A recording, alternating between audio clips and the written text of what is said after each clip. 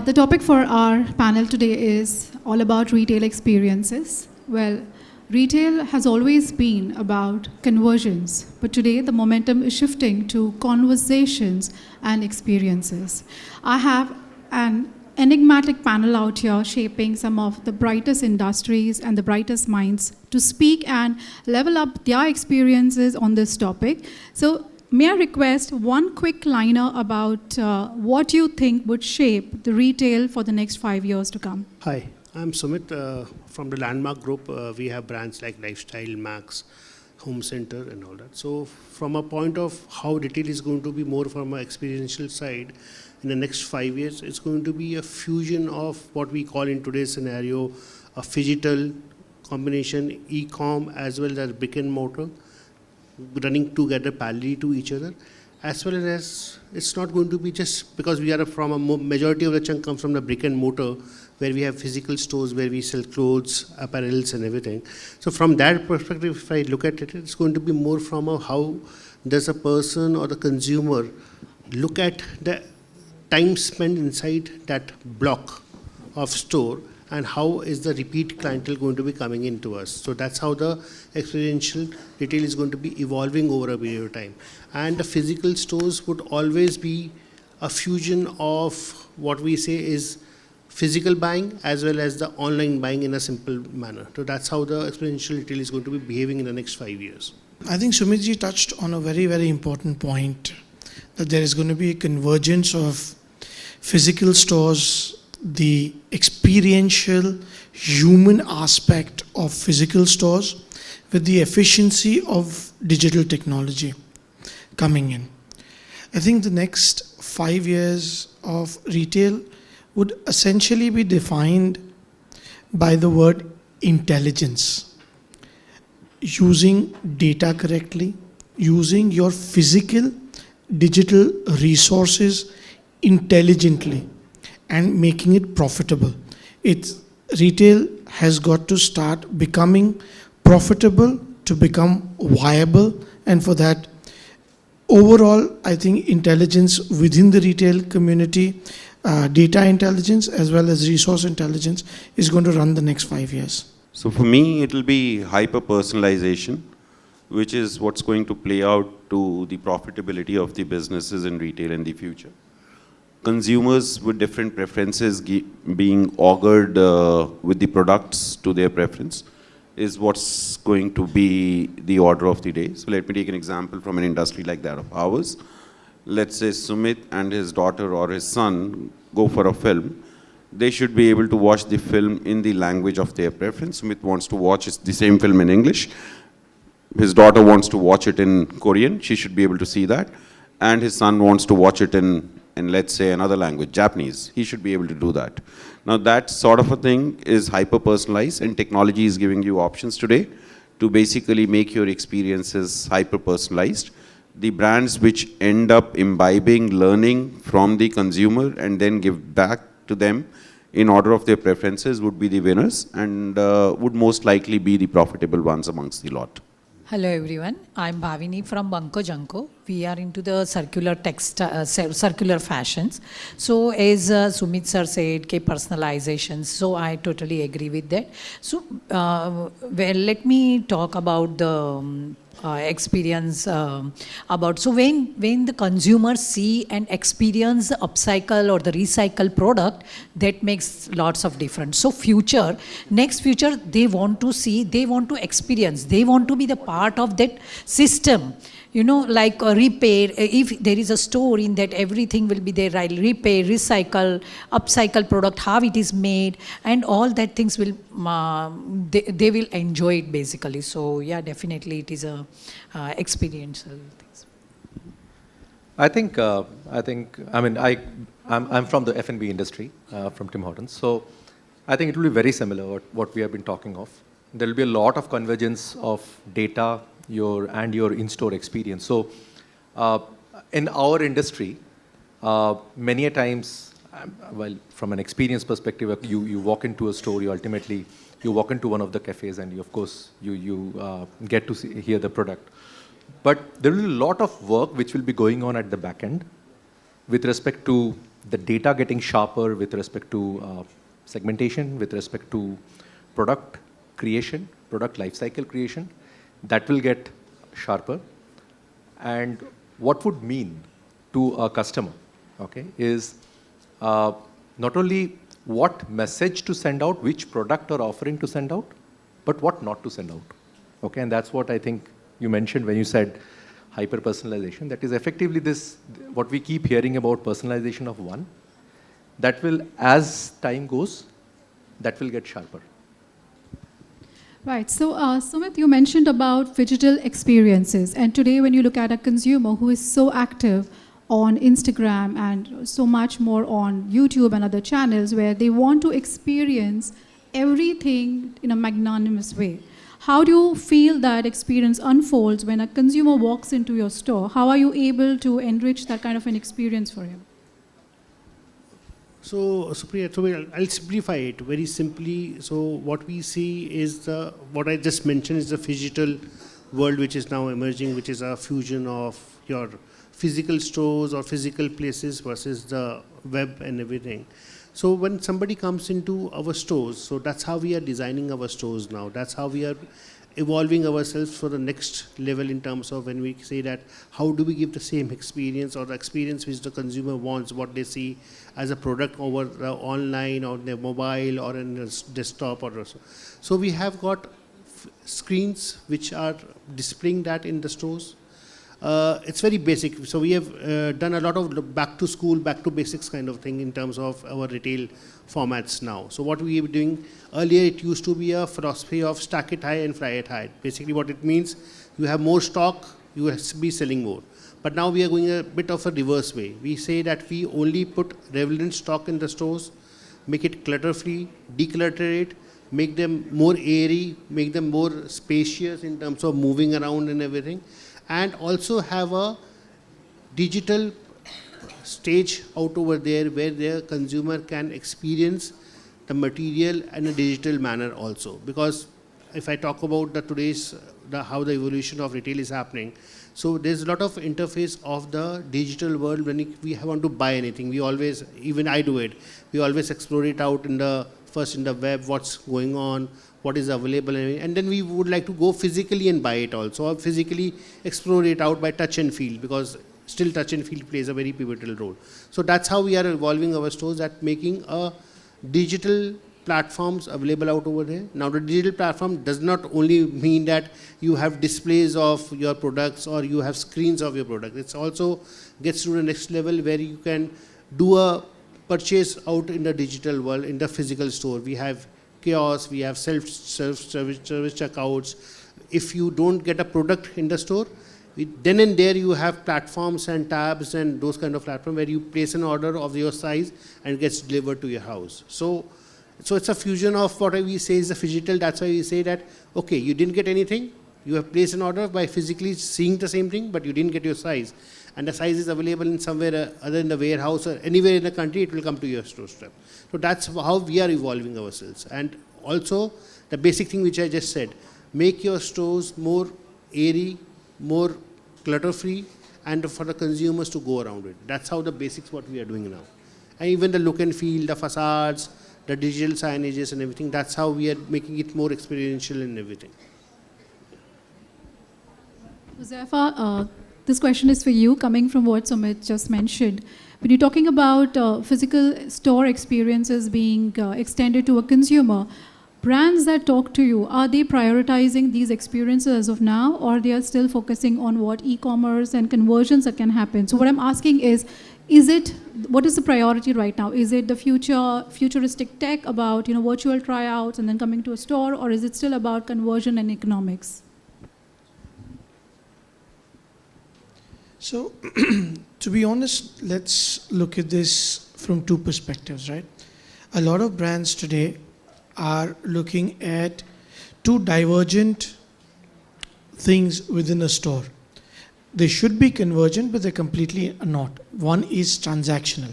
How do you use technology for improving transaction efficiency?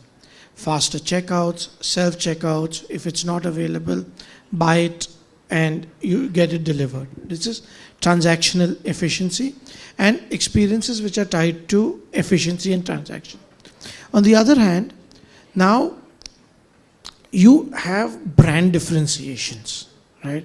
You have an experience from one brand to another, which is linked more to the product and the emotion the product's got to bring, right?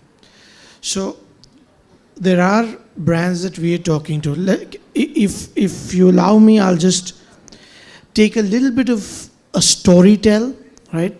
So just imagine that we walk through a store. The store is completely lit within the fixtures where your products are kept. From the top shelf to the bottom shelf to the rail, everything has integrated lighting. In line with the shirt that you're looking at is a screen which is showing you how that shirt looks on a model, how it pairs with different merchandise, how it would look in different settings. And that's what's happening real time. You pick up that shirt, or you pick up another shirt, and you're holding it in front of that screen, and now it shows you the experience with that particular shirt. What this does is this helps the salespeople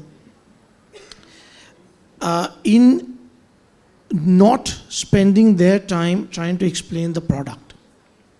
That's being done by technology.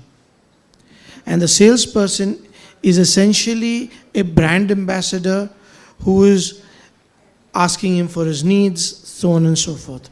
Now you go into the trial room, you take a size, and that size doesn't fit you. There's a screen there which gives you options of taking another size. So you press a button. The salesperson gets a notification that you need X shirt in a larger size. And he comes and brings it to you, and you don't have to go about shouting to a friend with you, hey, listen, can you get me another shirt? How many of us have done that, right? In the trial room, something doesn't fit us, and we've got to ask our friend or spouse to run around. So that's not happening. These are the smaller, finer touch points that we are working on, right? Just simple things like, is this trial room taken? For brands, we have taken simple things like having the trial rooms with on and off light, right? Saying that, okay, this is red, it's taken, it's green, it's not. So, experiential technology use to assist the salespeople in making the journey easier for the customers is what we're doing. Today, if these lights are hurting you in your eye when you're shopping, in most large stores, that happens. The lights hurt you in your eyes. So if the lights are integrated into the shelves, there is no lights that's hurting your eyes. When you go to the shelf, the lights behind you, your shadows on the product that you're trying to see. And that's the things that are being eliminated. So some of the brands like, just for example, Diesel, Fila, Paul & Shark, Metro Shoes, we've already done things like these to improve the experiential part of the store. The customer interaction, the customer upgradation. That way, a customer, if he understands the product, might pay a little more to get a better product. It's most times customers want to spend. There's nobody who can justify that spend for them. And we can use a combination of the human being and him creating that interpersonal relationship and using technology to assist that customer upgrade his choice, if that makes sense. Well, thanks so much. I mean, it is quite evident that there is a lot of movement happening in that area.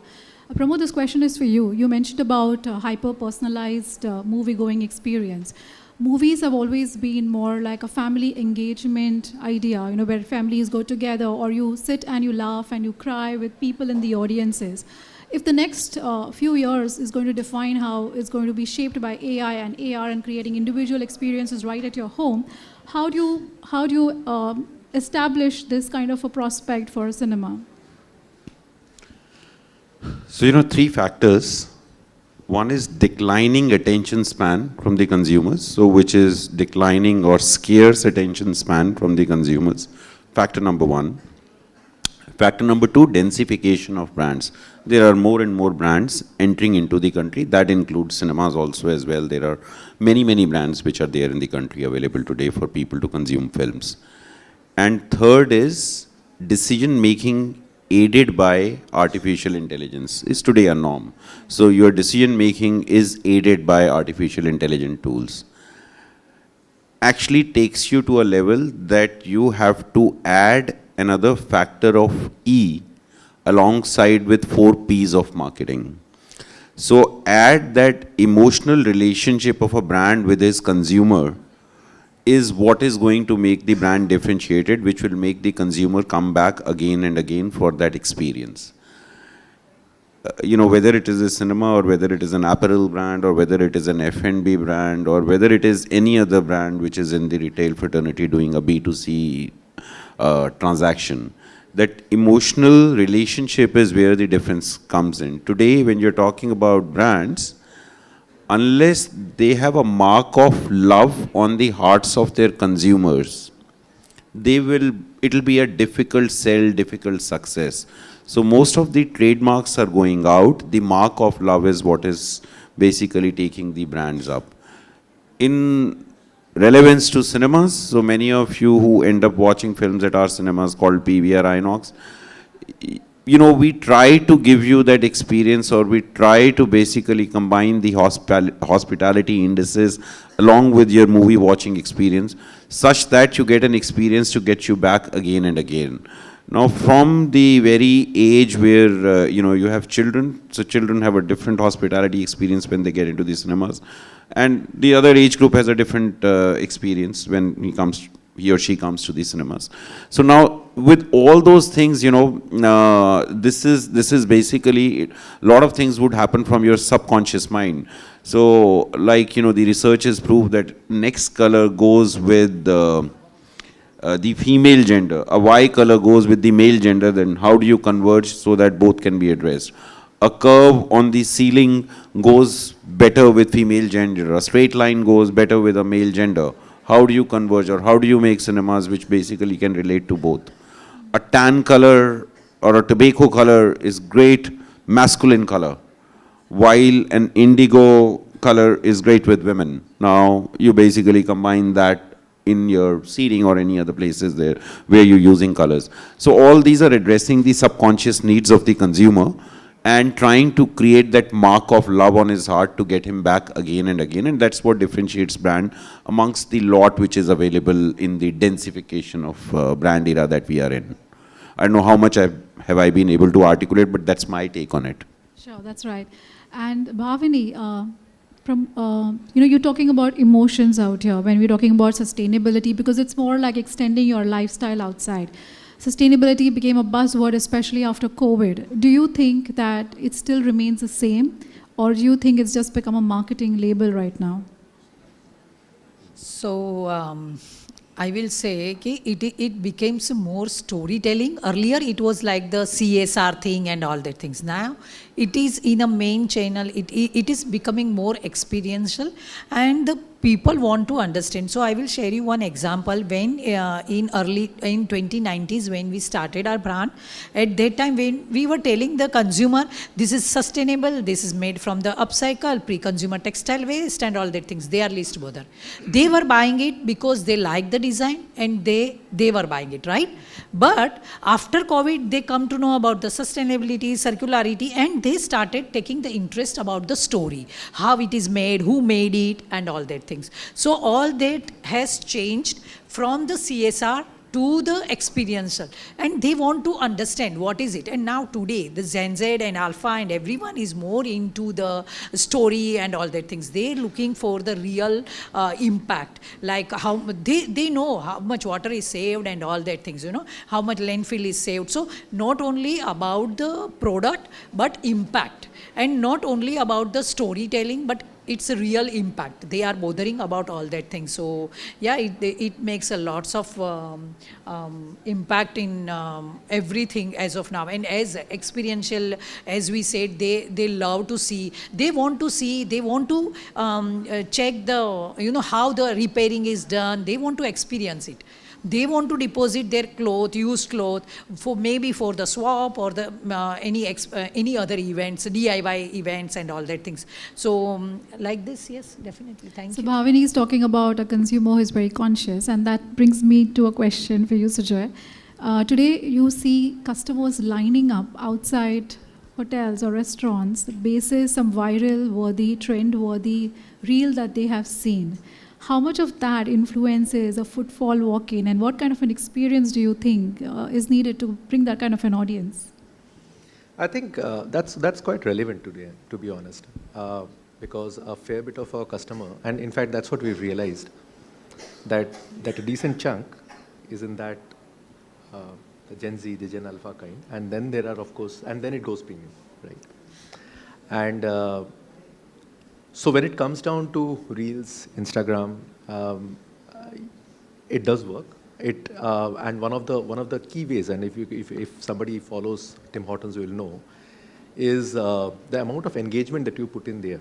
I mean, not necessarily with respect to Reels. It can be gamification. It can be where people would actually might want to. So we have this thing called Roll Up the Rim, which is basically a contest that we keep playing. And this is a concept that we have tried in other places, and we have tried in India. It works. And then you also track that moving into and the audience moving into stores. Now, the funny part, okay, one is about Instagram Reel, which has a percentage take. What we still realize is sometimes when you co-brand it with a very trusted brand in a different industry altogether, and they are a trusted brand, you are a trusted brand, when you are putting that together, and then that might not be a reel, that works even better, right? So co-branding once really, because that actually shows the value of premiumness on both sides, customers walking there, and then probably we are looking at a different demography altogether, right?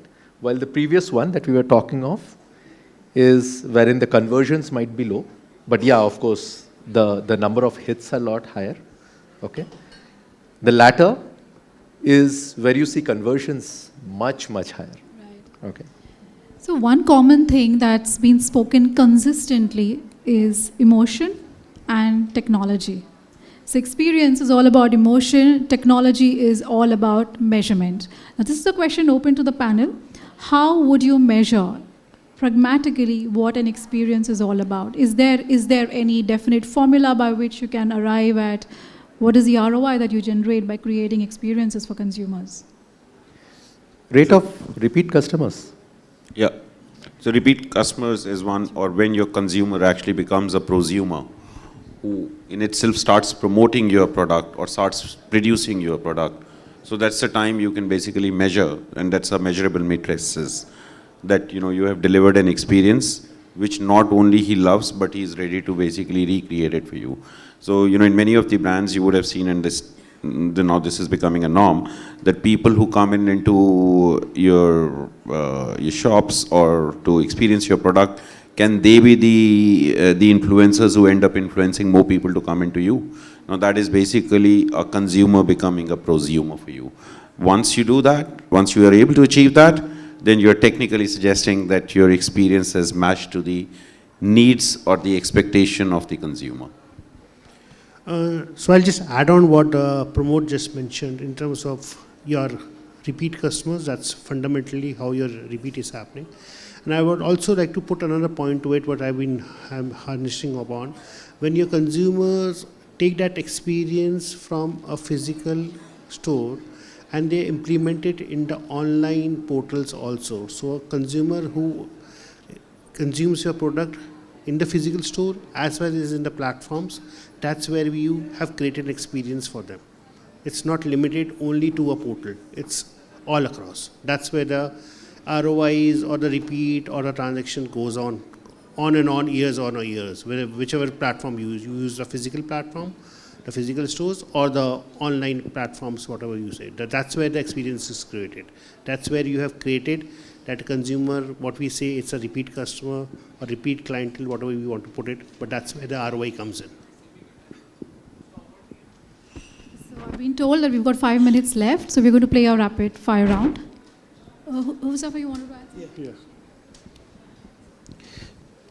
So I think a very important matrix that we need to tap onto is finally the sales, right? If the customer is enjoying the experience, is he also buying the product? Is he bringing in more people to buy the product? And are you being able to sell your product without your discounts? I think that would be an important matrix, right? To be able to judge whether something has been successful or not. How much time people spend in the store. Like on an average, it's supposed to be 7 minutes for a man and some 18 minutes for women. Have you been able to take that time up per consumer? And one of the ways to also gauge it is, for example, I had spoken about technology being seamlessly integrated into racks, right? Like a screen there. I'm looking at a product. I've scanned a product. I've seen it. Technology today can map how many products have been seen. Now, if those products were seen, were they also bought? That AI can tell you. If they were seen and something was recommended to be bought with it, were you able to upsell the customer in that same interaction? Again, AI would be able to map all these things and give you. So integrating experiences within the path to purchase would also help us be able to analyze whether those integrations of technology have actually converted into sales or not.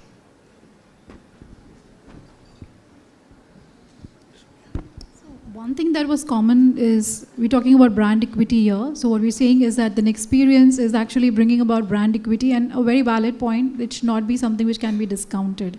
And that brings the true repeatability. One thing that I would like to ask everybody out here, just one word, if I have to ask you all, what is that one experience which you believed is highly overrated, overhyped? I would say sustainability.